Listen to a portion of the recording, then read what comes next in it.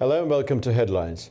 After a series of unofficial back-channel meetings held between US and Russia representatives on the war in Ukraine, the leaders of the two countries have agreed to begin, this time officially, negotiations to bring an end to the fighting on the battlefield. This has become clear subsequent to a 90-minute phone call between Donald Trump and Vladimir Putin, which the former described as lengthy and productive. The US leader also spoke with Ukrainian leader Volodymyr Zelensky, informing him of the overall situation. Both Washington and Moscow, in their official descriptions of the call, adopted a conciliatory tone and a language of deference, with Trump writing on social media that his Russian counterpart used his campaign motto of common sense. Earlier, US Defense Secretary Pete Hegseth told the NATO summit that there was no likelihood of Ukraine joining the military alliance anytime soon.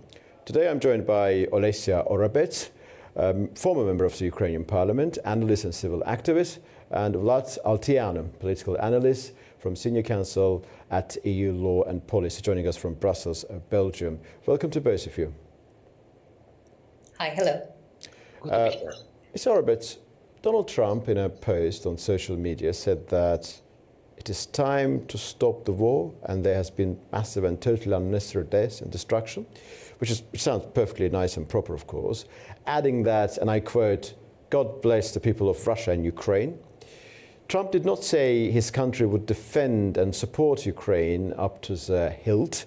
He did not say Slava Ukraini, rather adopting equidistant approach. What do you make of his position and statement? First of all, let us see what he does rather than what he speaks, because Trump is known for mediatizing and attracting media attention to his speeches, but his actions is something that we are expecting. Yes, indeed. That's first. Second, he told a lot about. I'm okay with blessing whoever he thinks blessing, but the biggest blessing of American people, and we see that from recent polls, the majority of Americans keep supporting Ukraine. So I strongly doubt that there will be a shift in international politics of Trump, taking into account the support of American people. And do you think that beyond rhetoric, beyond those elements involving the lack of direct reference to the occupation, some other elements, we should still focus on practicable side of the story, not on the linguistic part of the story? Is that what you said? Vlad, so it has been quite often said that Ukraine's sovereignty is a deeply transactional issue for Donald Trump, as opposed to being a matter of principle. Do you think this latest Trump-Putin call and the language employed by the former, they have cumulatively reinforced this perception? Yes, probably yes. It's clear that President Trump looks at not just at Ukraine, but at countries in general in a very transactional way. One can make business with them or not. One can make business of them or not. So I think it became clear. The case of Ukraine is one, but there are other cases. Let's remember Greenland. Let's remember the Panama Channel. Let's remember Canada. Let's remember Mexico. So I think generally he's taking a very transactional approach to politics, to foreign politics. And in the case of Ukraine, I think that was very, very clearly highlighted in what we just saw. And in that 90 minutes conversation, negotiation, what that was that he had with President Putin. Olesya, no NATO membership for Ukraine in the foreseeable future, and consequently no Article 5 protection either. Even if some European troops from NATO countries are deployed in Ukraine, they will not give rise to Article 5 protection. And Ukrainian President Volodymyr Zelensky have been talking about security guarantees, strong guarantees involving American presence.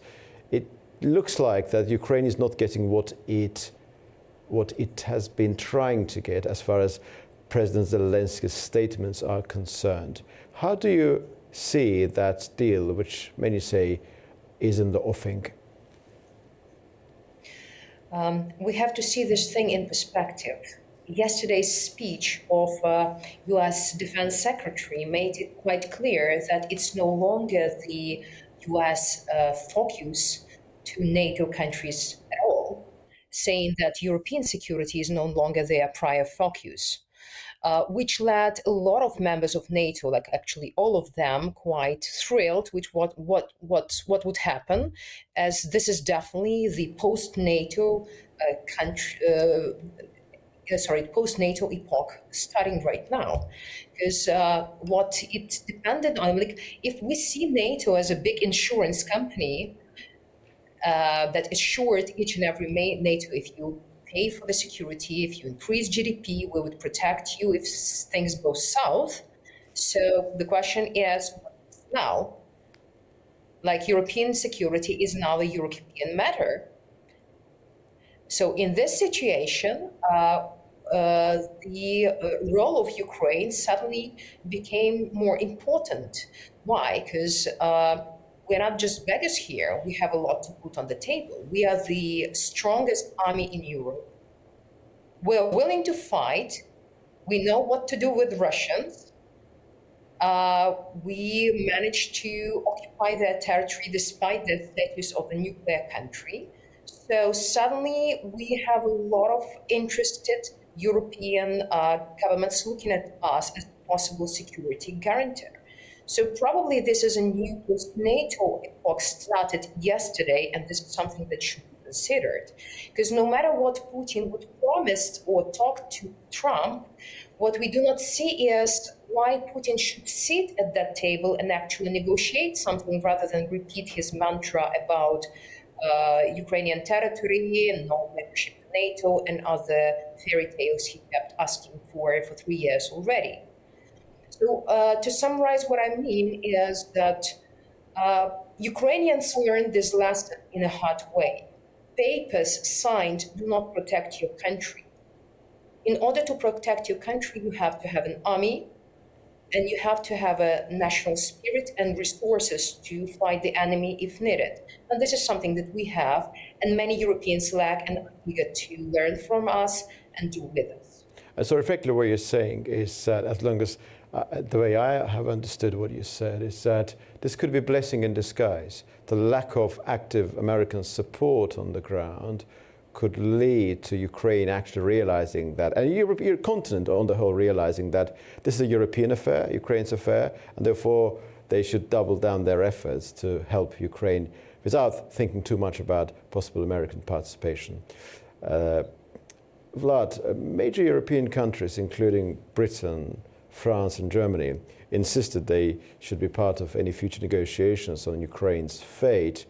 They called for very strong security guarantees, and they said that they were looking forward to discussing this whole range of issues regarding this with American partners. But the question is, do you see European position weakened at this stage, in particular when Donald Trump is saying that Europe is not a priority for the United States at this juncture?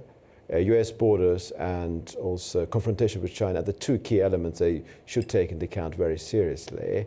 Does this weaken European standing on the global stage?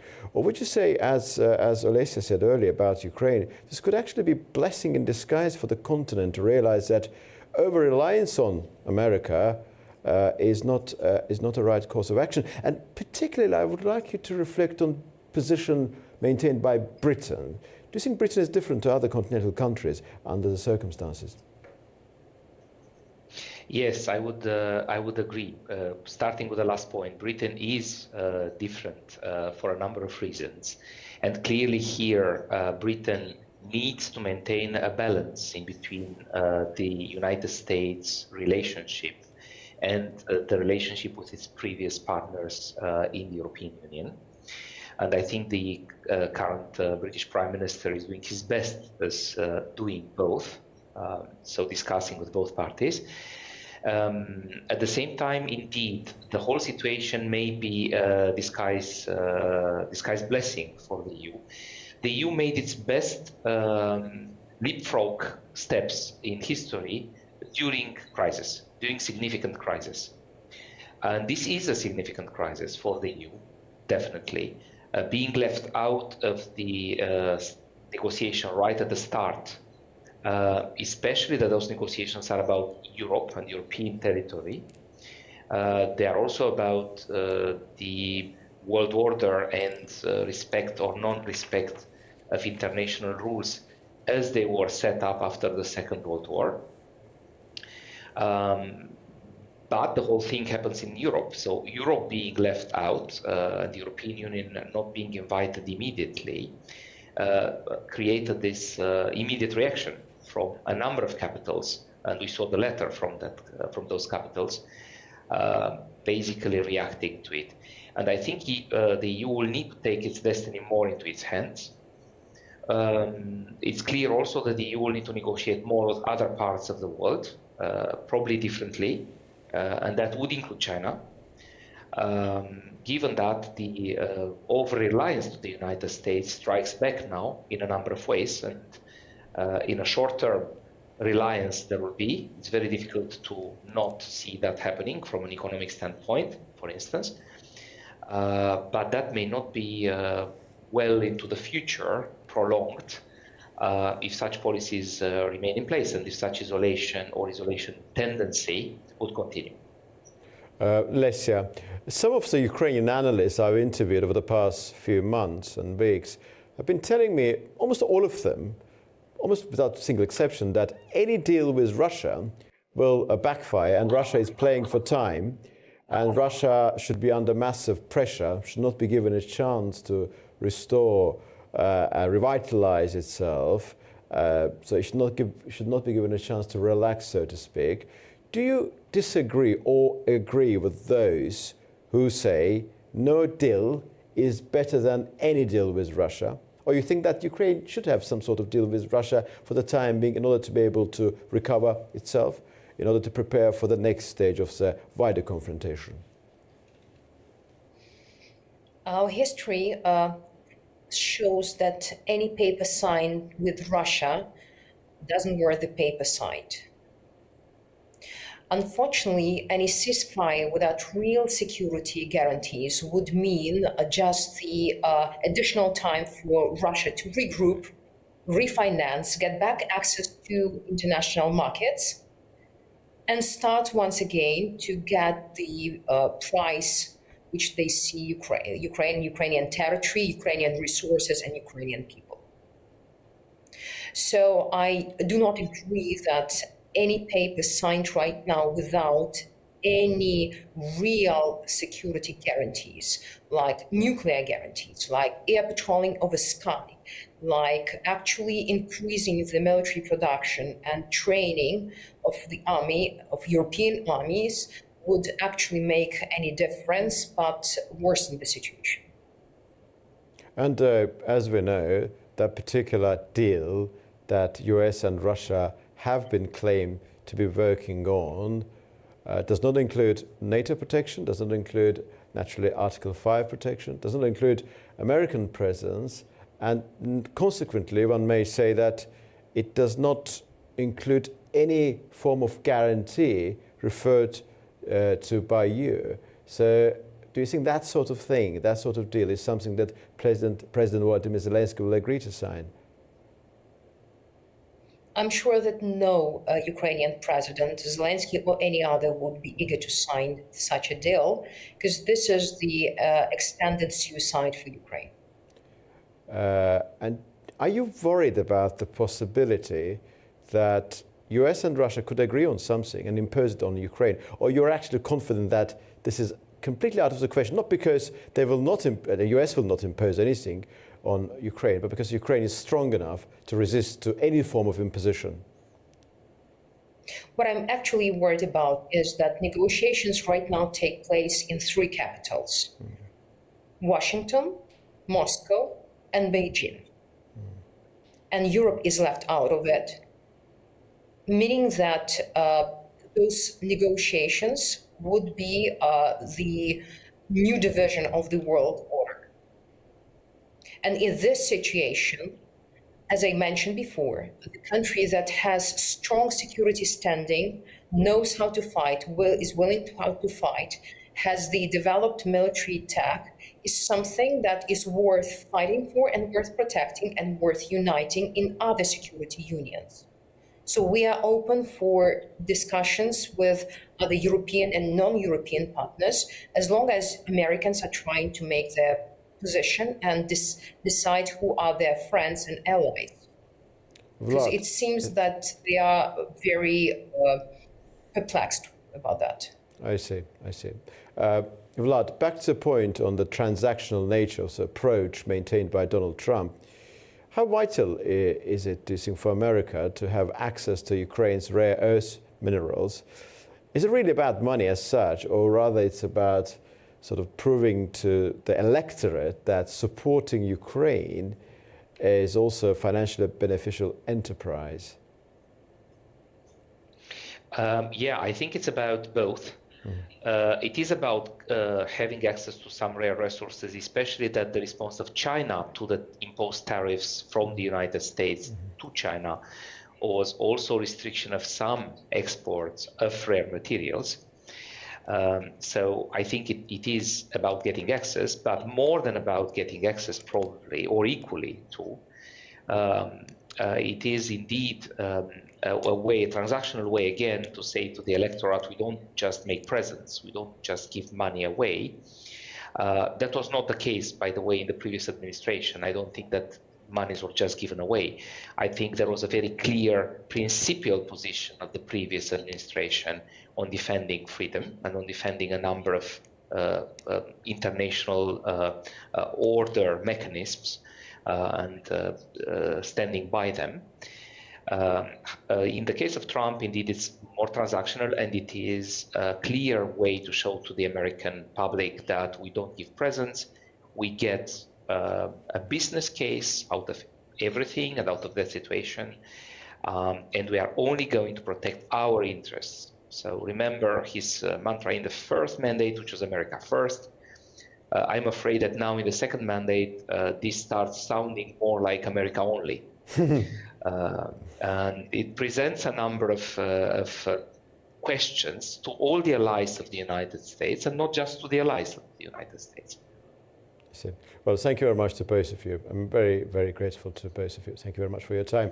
This was Alesia Orobets, a former member of the Ukrainian parliament, civil activist and analyst, and also Vlad Altianin, political analyst from Senior Counsel EU Law, who joined us from Belgium.